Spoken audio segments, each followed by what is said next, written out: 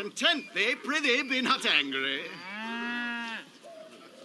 Oh, Kate! Fair maiden, content thee, prithee, be not angry.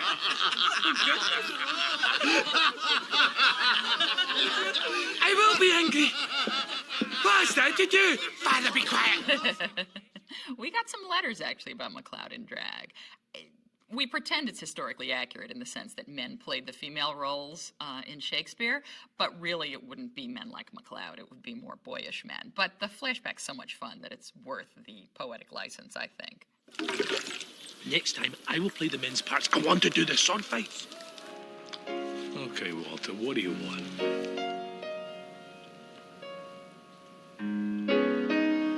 To kill her?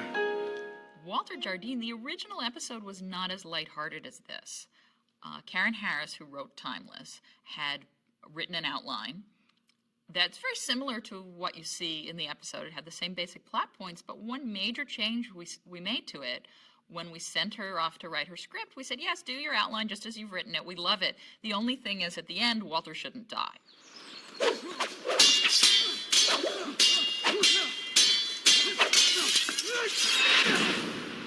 Karen, who's a very experienced writer who we've worked with for years, just laughed at us, and she said, oh, that's just a minor change. Walter doesn't die. Okay. Because it really changes the entire tone of the episode.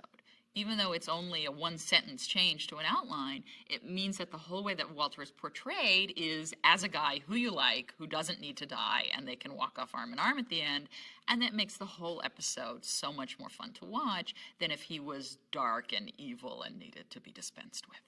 I'll protect her. You! I'll see that her genius shines through the centuries. The instant made eternity. And heaven just proved that I and she ride. Ride together! Forever ride!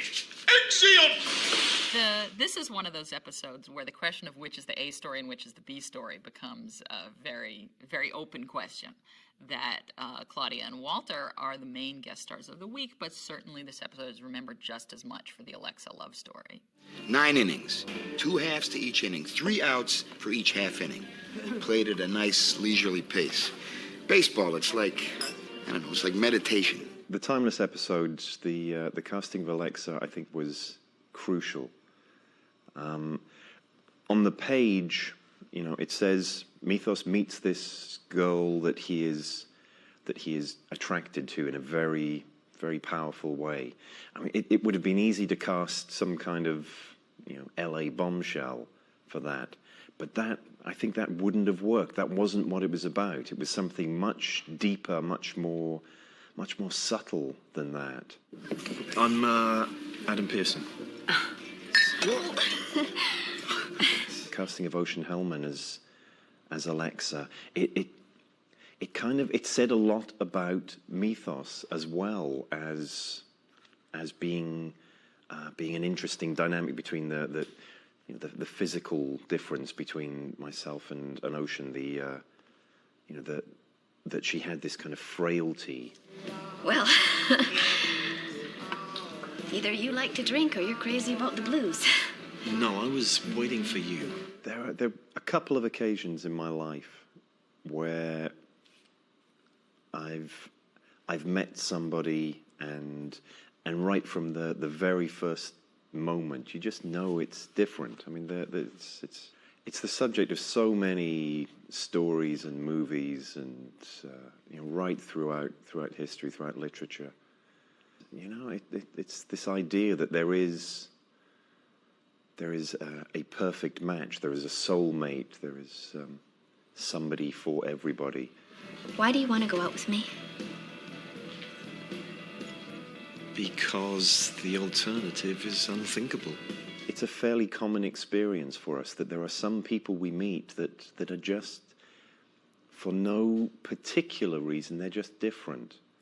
And I've experienced that a couple of times. I tried to tap into that. I mean, I don't know what it was that Mythos saw in her, what it was that appealed to him about her vulnerability, her humor. That, in a sense, wasn't important.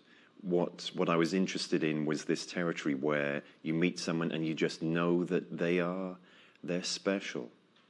That in 100 lifetimes you would only meet one person like that. We can't go out tomorrow. Absolutely.